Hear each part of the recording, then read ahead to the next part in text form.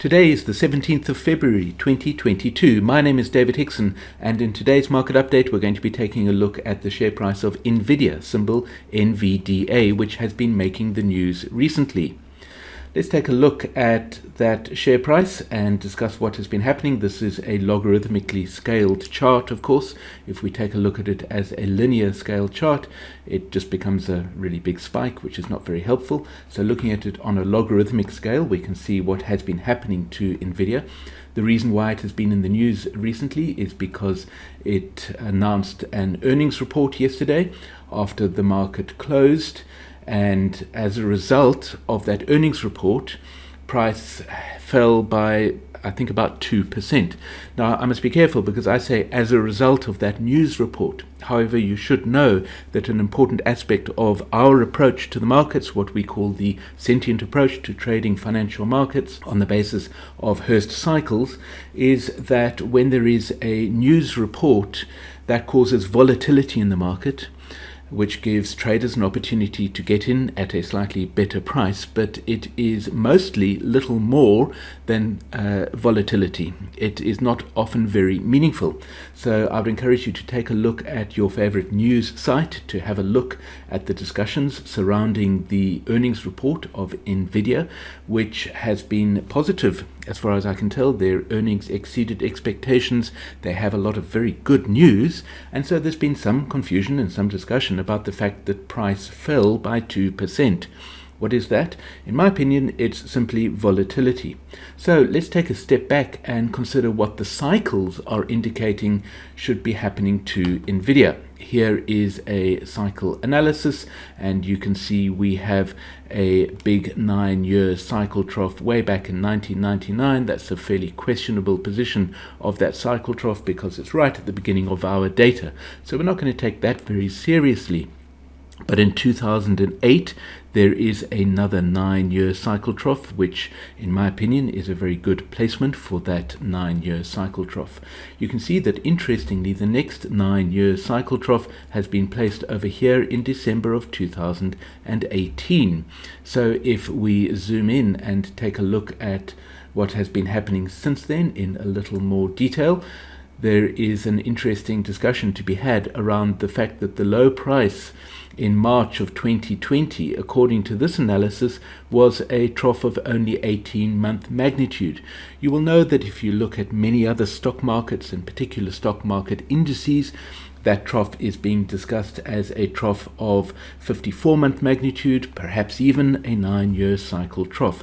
But NVIDIA, the 9-year cycle trough, is fairly clearly positioned over here in December of 2018. That means that we had an 18-month cycle that elapsed from December 2018 until March of 2020. Then we had a much longer 18-month cycle, which has recently formed a trough according to this analysis. Now, I'm not going to spend too much time discussing the intricate details of this analysis because, in my opinion, it makes for a fairly good analysis, and so we can make some sensible decisions about what we are expecting to happen purely on the basis of this analysis without worrying too much about the exact details.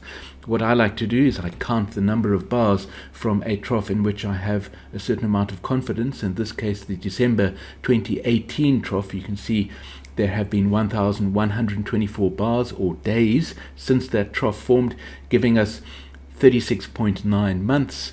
And it makes perfect sense that two 18-month cycles should have elapsed within that period of time, because then, of course, each 18-month cycle averages 18.45 months in duration.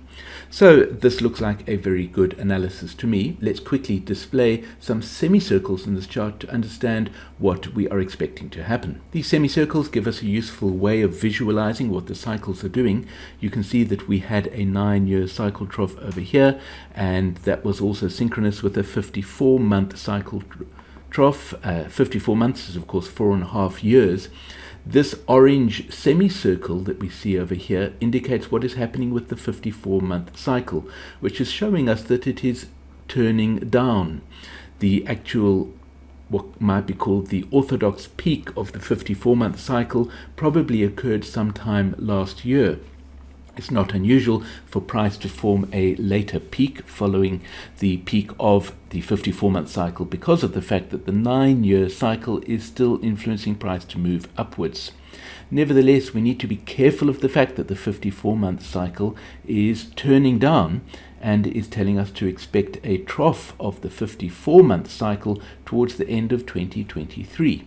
What is happening with the next shorter cycle, the 18-month cycle? Well, we had a first 18-month cycle over there, as mentioned, a second 18-month cycle, and we are now in the third 18-month cycle.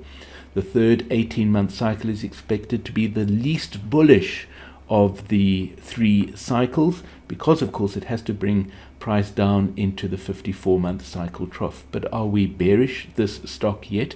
Certainly not, because according to this analysis, there seems to be some evidence that the 18-month cycle trough has recently formed. So if we zoom in and take a much closer look at that, then we can see here that the 18-month cycle trough has been confirmed in this particular analysis as having occurred on the 24th of January 2022. What are we expecting next? We have a 40-day cycle trough looming ahead of us in about the first week of March, and then of course an 80-day cycle trough sometime in about the middle of April. So let's display our FLD, the future line of demarcation for the 20-day cycle, which, as you know, enables us not only to monitor our analysis, but also to make sensible trading decisions on the basis of the way in which price interacts with the future line of demarcation. And so, following a trough of the 18-month cycle, which we assume occurred on the 24th of January, price has crossed above the 20-day FLD, generating a target to the upside, a target that has not yet been reached, I should point out. At about the time that the 20-day cycle trough forms in this market, and perhaps I should zoom in here so that we can see this in a little more detail.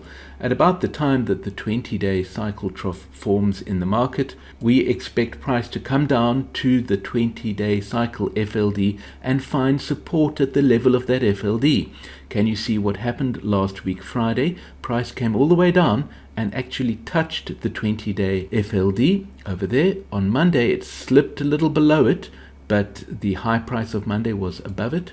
That would have given us an excellent opportunity to get into NVIDIA on the basis that an 18-month cycle trough formed on the 24th of January and that a 20-day cycle trough probably formed last week or perhaps even over the weekend. So what about the news results? Well, as I have mentioned, in my opinion, that is probably simply volatility on the basis of those news results, and that the outlook for NVIDIA is indeed still positive because of the fact that we have an 18-month cycle trough behind us. Let's finally take a look at the composite model line, which takes the information from the analysis and simply plots an approximate path for price. In the past, it shows us how the cycles have been influencing price to move. You can see it is not a perfect match of price action. That is because cycles are not the only things that are influencing these prices. And you can see that recently price has dropped below the composite model line. It has been failing to keep up.